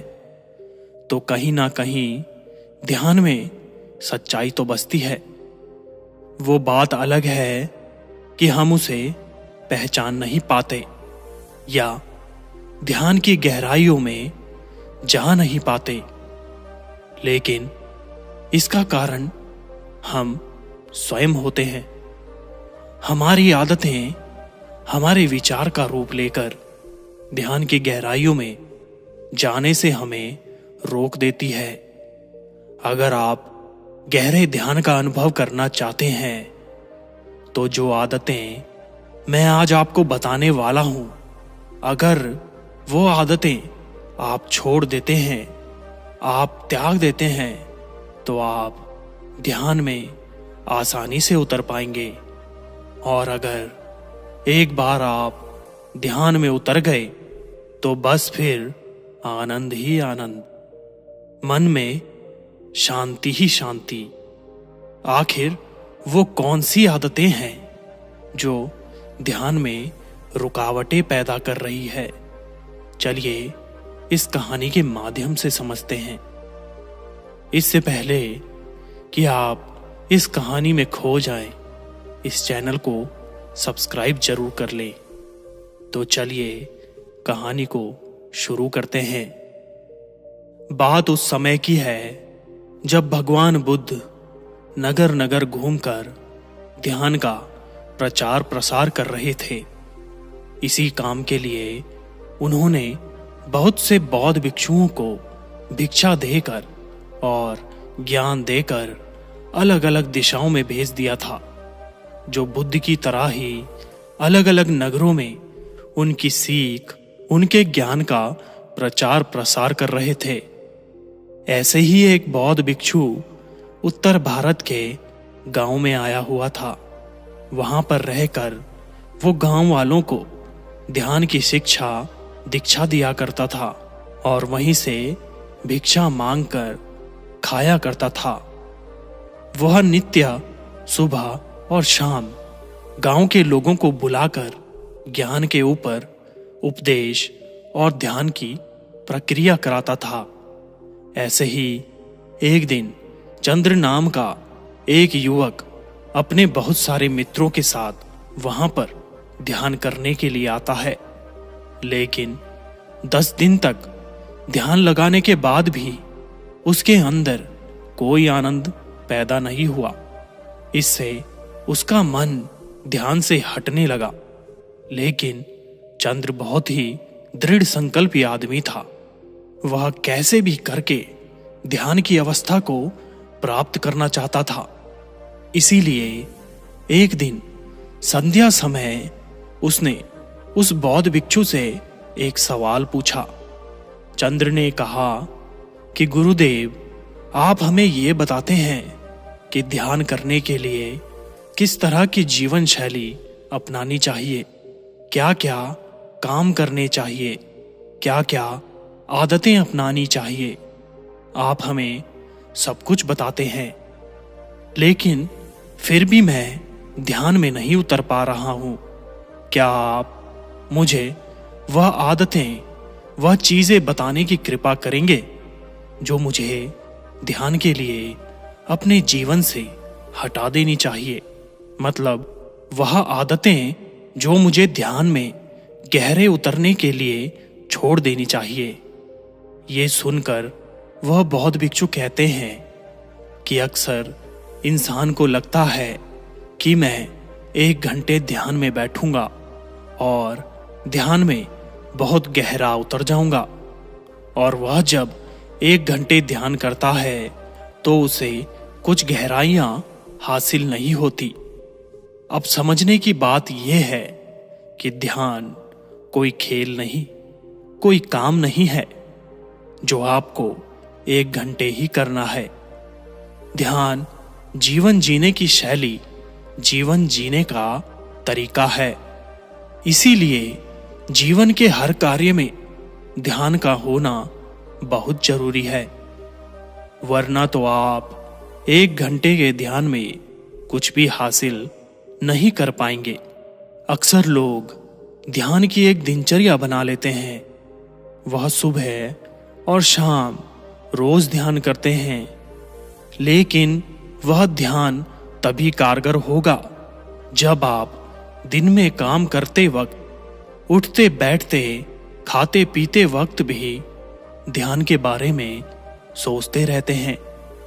और उसी जीवन शैली के कारण आपके 1 घंटे का ध्यान गहरा बनेगा। इसके बाद उस बौद्ध भिक्षु ने कहा कि अगर तुम कुछ आदतें, कुछ निरर्थक बातें अपने जीवन से हटा दो तो भी तुम्हें ध्यान की गहराइयों में उतरने में आसानी होगी। लेकिन वह आदतें हैं क्या? और अगर ऐसी आदतें हैं जो हमें छोड़ देनी चाहिए तो उसके पीछे वैज्ञानिक दृष्टिकोण क्या है? इस बात का जवाब देते हुए बौद्ध भिक्षु ने कहा कि सबसे पहले याद रखो कि हमारी इंद्रियां ही ज्ञान की ग्रहणशील होती है। हम कोई भी अच्छा या बुरा ज्ञान अपनी इंद्रियों के माध्यम से ही ग्रहण करते हैं। इंद्रियां मतलब आंख, कान, नाक, जीभ और त्वचा। आंखों से हम देखते हैं, कानों से हम सुनते हैं, और इसी तरह से और सारी इंद्रियों के द्वारा हम ज्ञान ग्रहण करते हैं। तो ये बात यहां पर समझने की होती है कि हमारी इंद्रियां क्या ग्रहण कर रही है। हमें सचेत होना पड़ेगा, हमें सतर्क होना पड़ेगा कि हमारी आंखें क्या देख रही है, हमारे कान क्या सुन रहे हैं, और जो हम देखते हैं और सुनते हैं ज्यादातर वही विचार हमारे ध्यान में घूमकर वापस लौट आते हैं, जिससे हम ध्यान में उतर नहीं पाते। अगर हम अपनी 5 इंद्रियों के प्रति सचेत हो जाते हैं, जैसे कि हम अपनी आंखों से क्या देख रहे हैं, हम अपने कानों से क्या सुन रहे हैं, हम अपनी जीभ से कैसा स्वाद ले रहे हैं, हमारी त्वचा पर किसी का स्पर्श हमें कैसा अनुभव देता है, और हम अपने नाक से कैसे सुगंध ले रहे हैं। अगर हम इन सब इंद्रियों के प्रति सचेत हो जाते हैं तो हम निरर्थक ज्ञान को अपनी इंद्रियों के दौर से ही बाहर भेज सकते हैं। लेकिन वो तभी संभव होता है जब हम सचेत रहेंगे। जैसे कि हमें किसी ने गाली दी, हमें पता है कि हमारे कानों ने गाली सुनी, लेकिन हमने वह ली ही नहीं। हमने वह अपने अंदर जाने ही नहीं दी।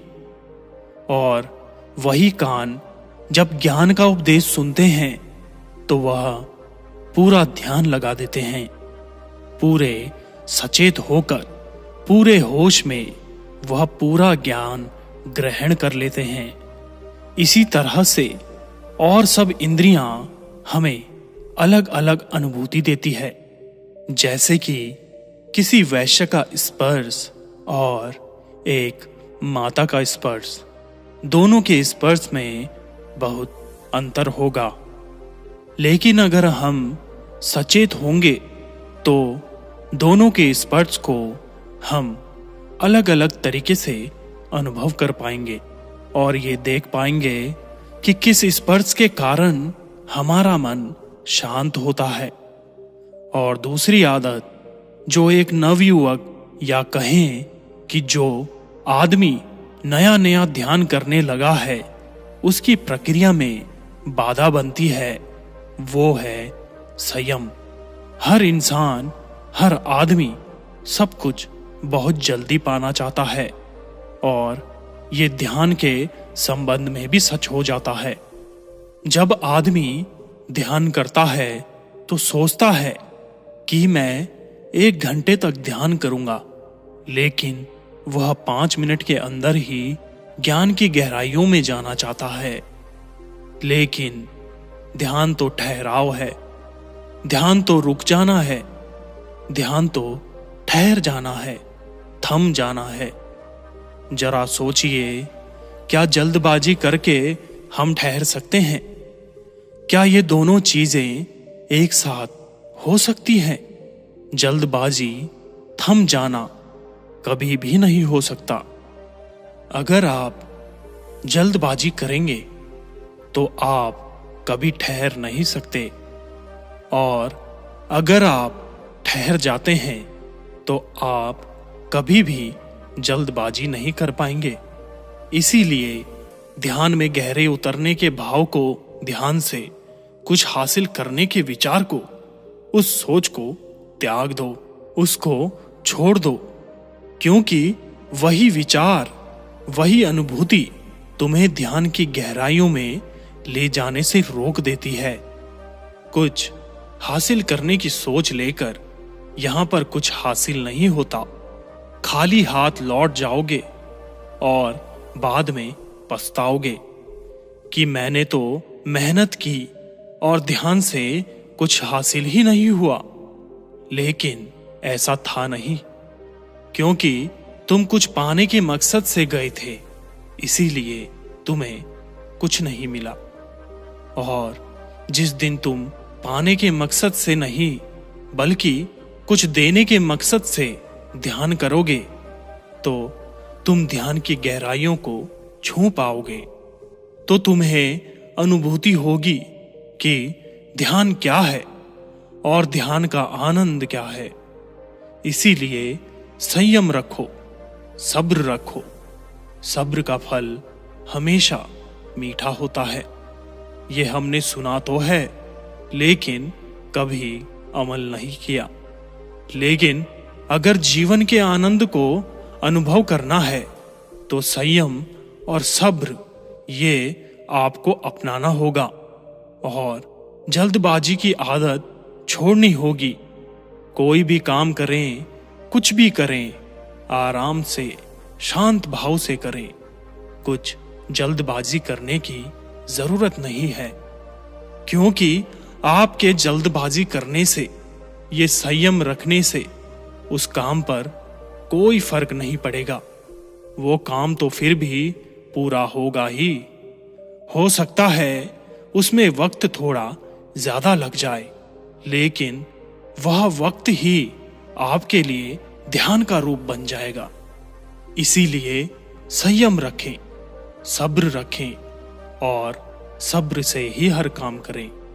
तीसरी आदत जो आदमी को ध्यान की गहराइयों में उतरने के लिए छोड़ देनी चाहिए, वह है ज्यादा लोगों से दोस्ती।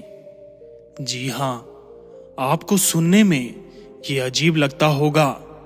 आपको तो लगता होगा कि ज्यादा से ज्यादा दोस्ती करने से हमारा वर्चस्व फैलेगा, लोग हमें जानेंगे। लेकिन ध्यान के संदर्भ में यह आदत आपके रास्ते में बाधा बन सकती है। अब सोचिए, ज्यादा लोगों से दोस्ती कैसे बाधा बन सकती है? जब आप ज्यादा लोगों से दोस्ती रखते हैं, इसका मतलब यह है कि आप अपने एकांत का आनंद नहीं उठा पा रहे हैं। आपको खुश रहने के लिए, जोश में रहने के लिए और लोगों की सहायता चाहिए होती है, और इसीलिए आपने बहुत से लोगों से दोस्ती बना रखी है। लेकिन वह दोस्त या वह दोस्ती आपको अपनी एकांत तक नहीं पहुंचा सकती, आपको अपने आनंद तक नहीं पहुंचा सकती, क्योंकि वह दोस्ती आज नहीं तो कल खत्म हो जाएंगी। उसके बाद आपको अकेला ही रहना पड़ेगा। तो क्यों ना आज से ही मैं अपने अकेलेपन को स्वीकार कर लूं और अपने एकांत की तरफ यात्रा शुरू कर दूं। और इस संदर्भ में एक और समस्या पैदा होती है। तो हमें ज्यादा समय उनके साथ बिताना पड़ता है। उनको खुश करने के लिए तरह तरह का अभिनय करना पड़ता है, और यही बात लागू होती है ज्यादा प्रेम संबंधों में। जो आदमी बहुत ज्यादा प्रेम संबंध रखता है, मतलब बहुत ज्यादा औरतों के साथ संभोग करता है, उनके साथ रहता है, ऐसे आदमी के चित्त से भी शांति गायब हो जाती है, क्योंकि उसका दिमाग और उसका मन उसी तरफ अटका रहेगा, उसी की ओर आकर्षित रहेगा। और आज नहीं तो कल जब वह ध्यान में बैठेगा तो उन्हीं के चित्र, उन्हीं दोस्तों के, उन्हीं औरतों के वह बार बार हमारे ध्यान में घूमते रहेंगे। इसीलिए कम लोगों से दोस्ती रखो, ऐसे लोगों से दोस्ती रखो जो ध्यान की तरफ अपनी यात्रा तय कर रही हो, ताकि आप उनके साथ बैठो तो आपकी चर्चाएं व्यर्थ ना हो, किसी की चुगली ना हो, किसी के बारे में बुरा ना कहें, सिर्फ हम ध्यान के बारे में ही चर्चा करें, ताकि वह दोस्ती एक सत्संग बन जाए और उसमें हम ज्ञान की गहराइयों को छू पाएं, सत्य को समझ पाएं, और जिससे हम ध्यान के बारे में भी समझ सकें। किसी दूसरे से उम्मीद या आकांक्षा आपको हमेशा दुख ही देगी। हो सकता है एक दो बार के लिए आपको सुख मिले, आपको कोई फायदा मिले, लेकिन बाद में वह चीज आपको दुख ही देगी, क्योंकि जब आदमी आपकी उम्मीदों पर खरा नहीं उतरता तो आपके दिल पर आघात पहुंचता है। इसीलिए अगर उम्मीद रखनी है तो खुद से रखो, अपने परिवार वालों से भी कोई उम्मीद मत रखो, अपने बेटे से, अपने पिता से कोई उम्मीद मत रखो। बिना उम्मीद के उनसे प्रेम करो, बिना आकांक्षा के उनके साथ रहो। उसके बाद खुद से उम्मीद करो, खुद से आकांक्षा करो कि मैं ये कर सकता हूं या नहीं कर सकता हूं। अगर आप खुद से उम्मीद करेंगे तो ही आप अपने आनंद की तरफ यात्रा कर सकते हैं। अच्छा, मैं आपसे एक सवाल पूछता हूं, क्या दूसरों को खुश करने से आपको खुशी मिलती है? शायद आप इसके जवाब में हां बोलेंगे। ऊपर से देखने पर तो ऐसा ही लगता है कि हां भाई, हम किसी को खुश करते हैं, हमारी वजह से कोई खुश होता है, हमें भी आनंद मिलता है। लेकिन अगर हम इसका दूसरा पहलू देखें, जब आप किसी को खुश करते हैं तो आप दूसरों के अधीन हो जाते हैं। कहने का अर्थ यह है कि किसी आदमी को खुश करने के लिए आपको ये जानना होगा कि उस आदमी को खुशी किस चीज से मिलती है, और जब आप ये जान लेते हैं तो आप वही करने की कोशिश करते हैं जो चीज उस आदमी को खुशी देती है। लेकिन बहुत बार ऐसा होता है कि जो चीज उस आदमी को खुशी दे रही है उसको करने से मुझे खुशी नहीं मिलती, लेकिन उसे खुश करने के लिए मुझे ये काम करना पड़ता है। इसीलिए मुझे अपने जीवन के आदर्शों को दांव पर रखना पड़ता है, और कई बार उन आदर्शों का उल्लंघन भी हो जाता है। किसी को खुश करिए, खुश करना अच्छी बात होती है, लेकिन अपने आदर्शों को, अपने मूल्यों को दांव पर रखकर नहीं। जैसे कि किसी मित्र ने हमें भोज का निमंत्रण भेजा है, हम वहां पर जाते हैं, लेकिन साथ में वो हमें मदिरा और धूम्रपान करने के लिए भी कहता है, लेकिन हम करना नहीं चाहते। लेकिन उसको खुश करने के लिए हम वो काम भी कर लेते हैं, जिसके बाद हमारा मन अशांत होता है, शांति खो जाती है। अगर आपका मन मदिरा पान करने का नहीं कर रहा है तो कोई मतलब नहीं बनता कि आप दूसरों को खुश करने के लिए वही काम करें जिससे वह खुश होगा। भाई, मैं मदिरा पान करूंगा, उससे आपको खुशी मिलेगी, इस बात का क्या संबंध है? इसीलिए अज्ञानता के अंधेरे से बाहर आएं, समझें, देखें, विवेक का इस्तेमाल करें, बुद्धि का इस्तेमाल करें। आपको सब कुछ खुद ही स्पष्ट नजर आने लगेगा। मेरा काम आपको शिक्षा देना नहीं है, कोई प्रवचन देना नहीं है, बल्कि आपका विवेक जगाना है। और जिस दिन आपका विवेक जाग गया, आपको किसी को सुनने की जरूरत नहीं पड़ेगी। आप खुद के गुरु स्वयं होंगे, और उसके बाद आपको कोई धोखा, कोई फरेब नहीं दे पाएगा। और अगर अज्ञानता से बाहर आना है तो एक छोटी सी प्रक्रिया हमेशा करते रहिए। अपने श्वास के प्रति, अपनी सांसों के प्रति सचेत रहिए। अगर सांस छोटी जा रही है तो हम जान रहे हैं कि सांस छोटी है। अगर सांस लंबी जा रही है तो हम जान रहे हैं कि सांस लंबी है। और वह सांस नाक के कौन से कोने से टकराकर बाहर आ रही है, इसके बारे में भी हमें सचेत होना होगा। इस प्रक्रिया को कुछ भी काम करते वक्त अपने दिमाग में रखिए।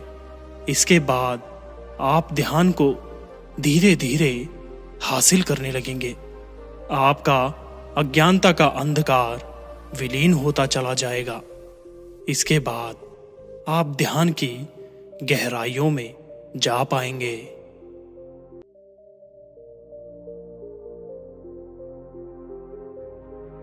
एक कुत्ता जो कि 1 मिनट में 27 से 28 सांसें लेता है और 10 से 12 सालों तक जीता है, वहीं पर एक इंसान 1 मिनट में 14 से 15 बार सांस लेता है और 80 से 100 साल तक जीता है। लेकिन एक कछुआ जो कि 1 मिनट में सिर्फ 5 से 6 बार सांस लेता है और 500 से 600 सालों तक जीता है। इससे स्पष्ट है कि जिस जीव की सांसों की संख्या जितनी कम होती है वो उतनी लंबी आयु तक जी सकता है।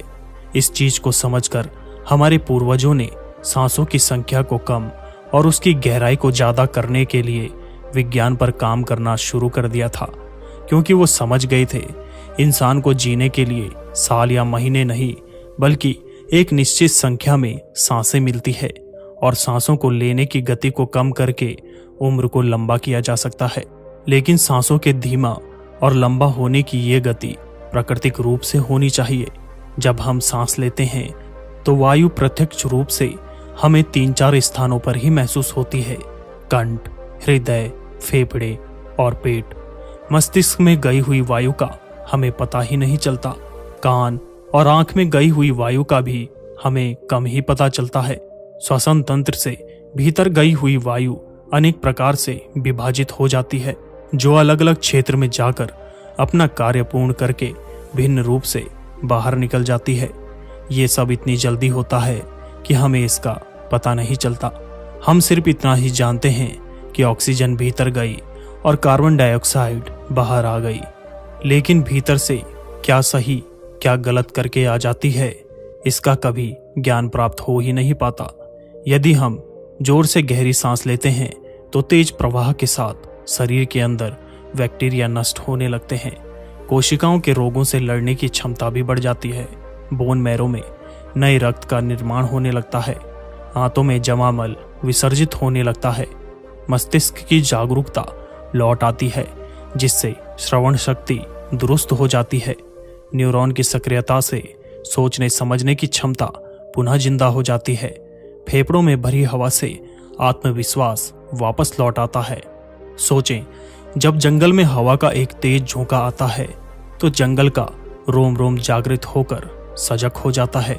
सिर्फ एक झोंका, कपालभाति या भस्त्रिका प्राणायाम उस तेज हवा के झोंके की तरह है। बहुत कम लोगों में क्षमता होती है अपने अंदर एक आंधी लाने की। लगातार अभ्यास से ही आंधी का जन्म होता है। 10 मिनट की आंधी आपके शरीर और मन के साथ आपके संपूर्ण जीवन को बदल कर रख देगी। आजकल ज्यादातर लोगों की सांस उखड़ी हुई और बिखरी हुई होती है, उथल पुथल रहती है और तेजी से चलती है। लोगों को ये पता ही नहीं चलता कि उनकी सांसें किस प्रकार चल रही है। जब क्रोध का भाव उठता है तो सांस बदल जाती है, वहीं पर काम वासना का भाव उठता है तब भी सांस बदल जाती है।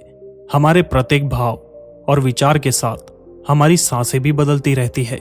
इसके साथ हमारे खान पान और रहन सहन से भी ये बदलती रहती है। असल में हमारी सांसों का हमारी मन की स्थिति और हमारी शारीरिक अवस्था से सीधा संबंध होता है। पूरा योग विज्ञान ही सांसों को सही तरीके से लेने पर ही टिका है, और अगर हम सिर्फ अपनी सांसों को सही तरीके से लेना सीख जाते हैं तो हमारा जीवन जादू की तरह बदल जाएगा। आज इस प्राचीन यौगिक कहानी के माध्यम से हम सांसों को सही तरीके से लेने का तरीका और सांसों के जादुई हिस्सों के बारे में विस्तार से जानेंगे। बहुत समय पहले की बात है, एक ऋषि अपने आश्रम में छात्रों को योग, ध्यान और प्राणायाम की शिक्षा दिया करते थे। ऋषि खुद भी एक योगी थे। उन्होंने अपने कई वर्ष हिमालय की गुफाओं में साधना करते हुए बिताए थे, जहां पर उन्होंने बहुत से सूक्ष्म मानवीय आयामों को गहराई से समझा था, और अब वह अपने इस अनुभव और ज्ञान को शिष्यों के माध्यम से जन समूह तक पहुंचाना चाहते थे। एक दिन रात्रि भोजन के पश्चात उनके आश्रम का सबसे बुद्धिमान और होनहार छात्र उनके पास आता है। छात्र के चेहरे को देखकर गुरुजी समझ गए कि उसके मन में कुछ सवाल है। गुरु के नजदीक पहुंचते ही छात्र ने उन्हें प्रणाम किया और कहा, गुरुदेव, मैं आपसे कुछ पूछना चाहता हूँ। गुरु ने मुस्कुराते हुए कहा, मुझे मालूम है, ये तो मैंने तुम्हारे चेहरे को देखकर ही समझ लिया था। पूछो, क्या सवाल है?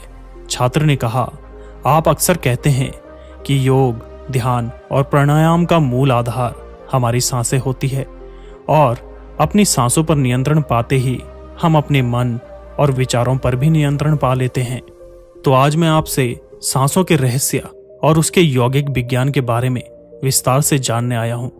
यह सुनकर गुरु ने एक हल्की सी मुस्कान दी और फिर कहना शुरू किया, जैसा हमारा मन होता है, हमारी सांसों की गति भी वैसी ही हो जाती है, या फिर जैसी हमारी सांसें होगी वैसे ही हमारी मनोदशा हो जाएगी। यानी हमारी सांसों से सब कुछ जुड़ा हुआ है। जो हमारे भीतर घटता है वही हमारे बाहर भी घटता है। हर घटना हमारी सांसों से गहरा संबंध रखती है। मतलब कि अपनी सांसों की गति पर नियंत्रण करके अपने मन और विचारों पर नियंत्रण कर सकते हैं। अगर तुम किसी सच्चे योगी और साधक को ध्यान से देखो तो तुम्हें उसके चेहरे पर एक गजब का ठहराव दिखेगा। एक सच्चा योगी बुरी से बुरी परिस्थिति में भी खुद को स्थिर और शांत रखता है। एक योगी अपनी भावनाओं को नहीं दबाता, बल्कि वो अपनी सांसों पर नियंत्रण हासिल कर सकता है, और सांसों को नियंत्रित करते ही वो अपने मन पर नियंत्रण पा लेता है। और जिस व्यक्ति का मन उसके नियंत्रण में हो, उसके पास उसकी सभी समस्याओं का समाधान भी होता है। गुरु ने छात्र की तरफ इशारा करते हुए कहा, तुमने कुछ योगियों के बारे में सुना होगा। वो 150 से 200 साल या फिर 300 सालों तक जीते हैं। आखिर वो इतने लंबे समय तक खुद को जीवित कैसे रख पाते हैं? असल में उनका नियंत्रण अपनी सांसों पर होता है, जिसे प्राण ऊर्जा भी कहते हैं। प्राण ऊर्जा हमारे चारों तरफ है। इसे कितनी मात्रा में लेना है और छोड़ना है, ये एक योगी अच्छी तरह से जानता है। वो इस काम पर काफी हद तक महारत हासिल कर लेता है, इसीलिए वह प्राण ऊर्जा का उपयोग अपनी जरूरत के हिसाब से कर सकता है और खुद को दीर्घायु बना सकता है। अगर तुम अपने शरीर को स्वस्थ रखना चाहते हो, सामान्य से अधिक क्षमता चाहते हो, तेज बुद्धि चाहते हो, तो तुम्हें अपनी सांसों को समझना होगा, उन्हें नियंत्रित करना होगा, और उन्हें नियंत्रण करते ही तुम्हारे जीवन में सब कुछ व्यवस्थित हो जाएगा। असल में डर, चिंता और परेशानी जैसी कोई चीज होती ही नहीं है। यह सिर्फ हमारे मन और भावनाओं की उपज है। हमारे मन में भावनाओं को केवल एक ही चीज नियंत्रित कर सकती है, और वह है हमारी सांसें। हमारे अंदर का क्रोध, चिंता, जलन, अहंकार, बदला लेने की भावना, ये सब कुछ हमारी सांसों के हिसाब से चलता है। अगर हमारी सांसों पर हमारा नियंत्रण है, तो ये सभी विकार हमारे नियंत्रण में आ जाते हैं। सांस हमारे शरीर और हमारे मन के बीच एक पुल का काम करती है। अगर हमें अपने मन तक पहुंचना है, उसके विकारों को समझकर उनको दूर करना है, तो हमें अपनी सांसों के पुल पर चलना होगा। हमें अपनी सांसों के जरिए अपने मन तक पहुंचना होगा, और एकमात्र यही रास्ता है अपने मन को समझाने का। अगर तुमने कभी किसी बच्चे को सोता हुआ देखा होगा, तो तुमने ये अनुभव किया होगा, जब वह बच्चा अंदर सांस लेता है तो उसका पेट फूलता है, जब वह सांस छोड़ता है तो पेट पिचक जाता है। यानी कि एक बच्चा अपने पेट, अपनी नाभि से सांस लेता है, जो कि सांस लेने का सबसे प्राकृतिक और सही तरीका है। अपनी इस गहरी और लंबी सांस की वजह से बच्चे का मन उत्साहित और हल्का रहता है। उसका शरीर ज्यादा प्राकृतिक तरीके से काम करता है। आपने देखा होगा, बच्चे अपने मन में किसी बात को ज्यादा लंबे समय तक नहीं रखते, ना ही वो किसी से ज्यादा लंबे समय तक नाराज रह सकते हैं। अगर किसी गलती पर डांट या मार दिया जाए, तो उसे कुछ समय बाद वो भूल भी जाते हैं और खेल में मगन हो जाते हैं। बच्चा इतना सरल इसलिए हो पाता है क्योंकि उसकी सांसें प्राकृतिक रूप से चलती है। यानी नाभि से बच्चे के शरीर का विकास होता है। विकास के लिए ज्यादा ऊर्जा, और ज्यादा ऊर्जा के लिए लंबी सांसें चाहिए। इसलिए प्रकृति ने उसे ज्यादा लंबी सांसें दी है। हालांकि ये लंबी सांसें हर मनुष्य को दी गई है, लेकिन इंसान ने अपने जीवन में कुछ अप्राकृतिक परिवर्तन करके अपनी सांसों को छोटा कर लिया है। वह पेट के बजाय अपने सीने से सांस लेता है। हम जितनी छोटी सांस लेंगे, हमारा मन उतनी ही चिंता और बकवास से भरा होगा। हमारी सांसें जितनी लंबी और गहरी होंगी, हम उतने ही खुश और शांत रहेंगे। गुरु ने आगे कहा, एक आदमी 1 मिनट में 14 से 15 बार सांस लेता है। सांस का सीधा संबंध हमारे मन की स्थिति और हमारी शारीरिक कंपन से है। अगर 1 मिनट में ली जाने वाली सांसों की संख्या 11 से नीचे आ जाए, तो हम अपने आसपास होने वाली कई कंपन को समझना शुरू कर देंगे। यानी जानवरों की आवाजें हमारे लिए स्पष्ट हो जाएंगी। आपने सुना होगा कि शेर और बाघ जैसे खूंखार जानवर भी कुछ योगियों के सामने पालतू बिल्लियों की तरह व्यवहार करने लगते हैं। ऐसा इसलिए हो पाता है क्योंकि उन योगियों ने अपनी सांसों की संख्या को कम करके जानवरों की आवाजों, उनकी भावनाओं और कंपन के साथ एक संवाद स्थापित कर लिया है। अगर 1 मिनट में ली जाने वाली सांसों की संख्या 9 से कम हो जाए, तो पेड़ और वनस्पति जो कार्य कर रहे हैं वह समझना हमारे लिए आसान हो जाएगा। अगर हमारी सांसें 1 मिनट में 6 से कम हो जाती है, तो बेजान चीजें कैसे काम करती है ये समझना हमारे लिए आसान हो जाएगा। बेजान चीजों की कंपन और उनसे जुड़ी दुनिया हमारे लिए स्पष्ट हो जाती है। दूसरे शब्दों में कहा जाए तो ब्रह्मांड की प्रकृति समझी जा सकती है और ऐसी स्थिति पर पहुंचकर बहुत से योगी और ऋषि मुनि ब्रह्मांड के रहस्य और उनमें घटने वाली घटनाओं की भविष्यवाणी कर देते हैं। हमारा शरीर जितना स्थिर होगा हम उतना ही कम सांस लेंगे। अगर हम अपने पूरे शरीर को स्थिरता के एक निश्चित स्तर पर ले जाएं, बहुत तेज सांस ना लें तो हमारा बोध बढ़ता चला जाता है। लेकिन दोस्तों, योग विज्ञान के अनुसार एक साधक अपनी सांसों पर नियंत्रण करके ऐसी बहुत सी चीजें कर सकता है जो साधारण इंसानों के जीवन से परे है। योगिक परंपरा में यह कहा जाता है कि अपनी सांसों को घंटों तक रोककर एक आदमी एक नए मानवीय आयामों का अनुभव कर सकता है। ऐसी बहुत सी बीमारियां जो जानलेवा हो सकती है या जिनका कोई इलाज नहीं है, उन्हें केवल अपने मन और दिमाग पर नियंत्रण करके ठीक किया जा सकता है। अपनी सांसों पर नियंत्रण करके व्यक्ति एक ऐसी मानसिक स्थिति तक पहुंच सकता है जहां जीवन में आने वाले उतार चढ़ाव उसे परेशान नहीं कर सकेंगे। कुछ लोगों को यह बातें कहानी लग सकती है क्योंकि आमतौर पर लोग ऐसा नहीं करते। कोई भी चीज जिस पर उन्हें यकीन नहीं होता उसे अंधविश्वास कहकर नकार दिया जाता है। लेकिन पौराणिक यौगिक परंपराओं का पालन करने वाले लोग ऐसी बातों का दावा करते हैं। उन्हीं लोगों में से एक है स्वामी रामा। स्वामी रामा हिमालय की गुफा में रहते थे। उन्होंने बचपन से ही योग की प्रणालियों का अभ्यास करना शुरू कर दिया था। 1970 में स्वामी रामा एक अमेरिकन रिसर्च लेबोरेटरी में गए। अपनी सांसों पर नियंत्रण करके उन्होंने अपने दिमाग और अपने मन की शक्ति से वह जब चाहे जितने समय के लिए चाहे अपनी सांसें, ब्रेन वेव्स, हृदय की धड़कन और शरीर में बहने वाले खून को रोक देते थे। लेबोरेटरी में मौजूद डॉक्टरों ने स्वामी रामा के शरीर के ऊपर रिसर्च की और उन्हें मृत घोषित कर दिया। लेकिन इस अवस्था में भी स्वामी रामा सब कुछ महसूस कर सकते थे। यह देखकर वहां मौजूद रिसर्च की टीम दंग रह गई थी। साथ ही स्वामी रामा अपने शरीर में अपनी मर्जी से ट्यूमर की ग्रोथ को घटा और बढ़ा भी सकते थे। रिसर्च की जिस टीम को हिमालयन योगियों के सारे दावे अंधविश्वास और पाखंड से भरे लगते थे, वह अचानक इन सभी को इनर साइंस प्रतीत होने लगी थी। एक भीतरी विज्ञान जो साधारण मनुष्य की कल्पना से भी परे है। सांसों को ध्यानपूर्वक लेना एक प्राचीन यौगिक टेक्निक है। एक योगी जिसने अपनी सांसों पर नियंत्रण हासिल कर लिया है, वह जब चाहे अपनी सांसों को रोक सकता है। स्वामी रामा के अनुसार अगर आप अपनी सांसों को समझ गए तो आपके शरीर में होने वाली वो बीमारियां जिनका इलाज आज मेडिकल साइंस के पास भी नहीं है, सांसों के माध्यम से उन्हें ठीक किया जा सकता है। श्वास के गूढ़ रहस्य को समझने के बाद में स्वामी रामा ने अपने कुछ साथियों के साथ मिलकर एक किताब भी लिखी है जिसका नाम है साइंस ऑफ ब्रेथ।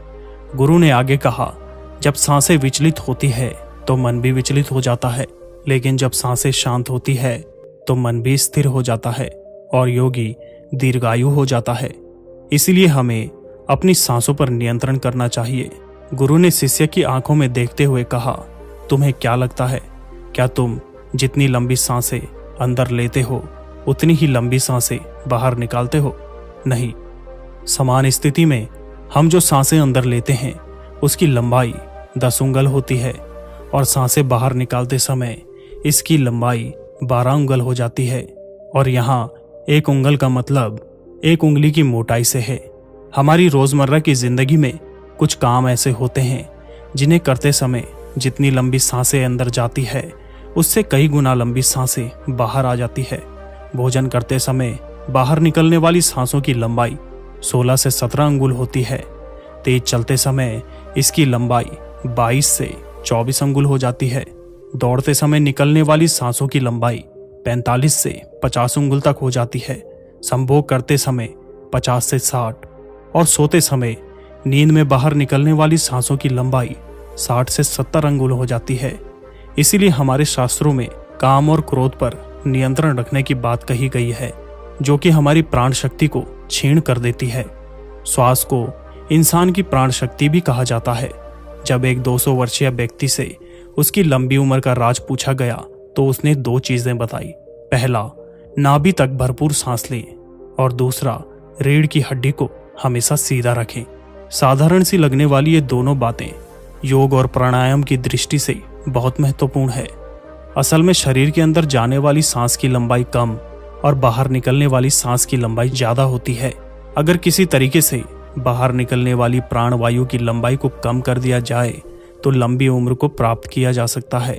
और सौर शास्त्र के अनुसार यदि बाहर निकलने वाली वायु की लंबाई 1 अंगुल कम हो जाए तो व्यक्ति निष्काम हो सकता है, यानी उसके अंदर काम वासना खत्म होने लगती है। 2 अंगुल कम होने से आनंद की प्राप्ति होती है। 3 अंगुल कम होने से लेखन शक्ति बढ़ती है। 4 अंगुल से वाक सिद्धि प्राप्त होती है। 5 अंगुल से मनुष्य को दूरदृष्टि प्राप्त होती है।